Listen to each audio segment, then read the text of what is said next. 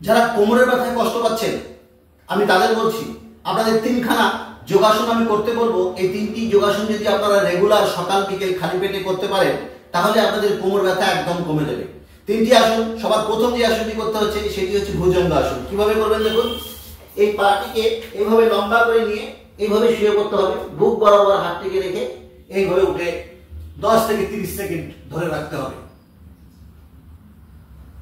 এবার দ্বিতীয় যে ব্যায়ামটি করতে হচ্ছে, পায়ের গোড়ালিকে টাচ করে কোমরটা যতটুকু সম্ভব উপর দিকে তুলে ধরতে হবে।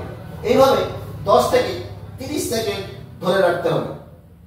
সবশেষে আরেকটি ব্যায়াম করতে হবে, সেটি হচ্ছে ধনুরাসন। কিভাবে করবেন দেখুন, ম্যাটের মধ্যে আপনাকে এইভাবে শুয়ে যেতে হবে। এবার পাটিকে ভাঁজ করে উপরে তুলে এইভাবে ধরে নিতে হবে। ধরে নিয়ে যতটা সম্ভব টেনে উপরে দিকে তুলতে হবে।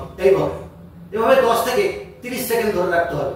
যদি আপনারা এই আসনটি করতে না পারেন তাহলে আপনি এই আসনটি করবেন।